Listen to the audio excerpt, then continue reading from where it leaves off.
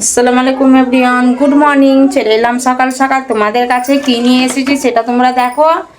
এই দেখো কি নিয়ে এসেছি সেটা তোমরা বলো। আর তোমরা দেখো কি নিয়ে বসেছি আমি। আর এ দেখো আমি আমগুলো নিয়ে বসেছি। এগুলো দেখো আমি পরশু দিনকে নিয়েছিলাম, তো আমার জেরসারা বিড়ি ছিল, তাই জন্য আমি কিছু করতে পারিনি, এটা রেখে দিয়েছিলাম। তো দেখো আমের কি হাল হয়েছে। এ দেখো এটা কালার হয়ে গেছে, কমলা কালার, অরেঞ্জ কালার হয়ে গেছে। এটাও কাটতে গিয়েছি, এটাও দেখছি দেখো পেকে গেছে। তো এটা কি করব, আচার তো আর করা হবে না। এবার এর কি করি সেটা তোমাদেরকে দেখাবো, আর তোমরা দেখতে থাকো। এখানে আম অনেকগুলো নিয়ে নিয়েছি, তো আমি ক্যামেরাটা ধরার লোক পাইনি, এখন সব আমার মেয়েরা ঘুমিয়ে আছে, তো আমি উঠে গেছি সকালে। তো দেখো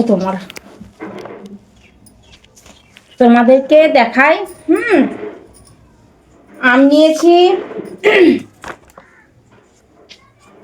আমগুলো সবই মানে অরেঞ্জ কালার হয়ে গেছে, মানে সবগুলোই পেকে গেছে।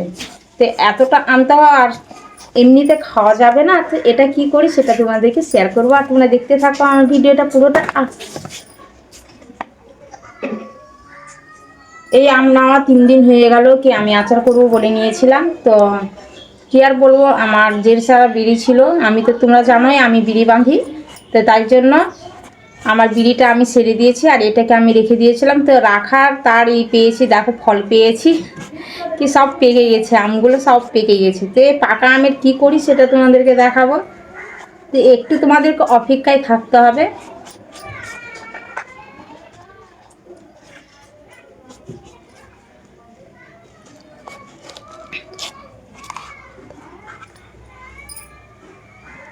আম কোল হয়ে গেছে, এখানে দেখো ফজলি আম, তো এটা ফজলি আম, তাই জন্য এখন ভালোভাবে আঁশ হয়নি, ঠিকভাবে হয়নি, কোল আছে এখনো। তো কাটতে যা হোক আমার সুবিধা হয়েছে, না হলে শক্ত থাকলে আমার অসুবিধা হতো।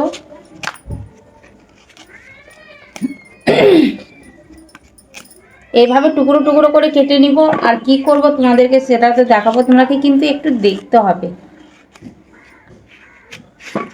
আর কি তোমাদের সমস্ত কাজ হয়ে গেছে ঈদের? আমার হয়নি, এখন আমি আজ থেকে শুরু করব। হ্যাঁ, তো আমি কাচার জন্য ভিজিয়ে রেখেছি, এটা করে নিব, তারপরে আমি ওটা কাচতে বসে যাব। তো সকালবেলায় থালা বাসন মেজে নিয়েছি, মুখ হাত ধুয়ে নিয়েছি, তোমরা দেখতেই পাচ্ছ। মানে এখনও মুখে আমি কিছু দিইনি, আমি তো যেহেতু চা খাই না, আর আমার মেয়েরাও ঘুমিয়ে আছে। তো সব প্রথমে আমি মুখ হাত ধুয়ে ওই কাপড় চোপড় সব ডুবিয়ে রেখেছি সার্ফে। তারপরে আমি এটা দেখো আমটা নিয়ে বসেছি, কি আজকে না দিলে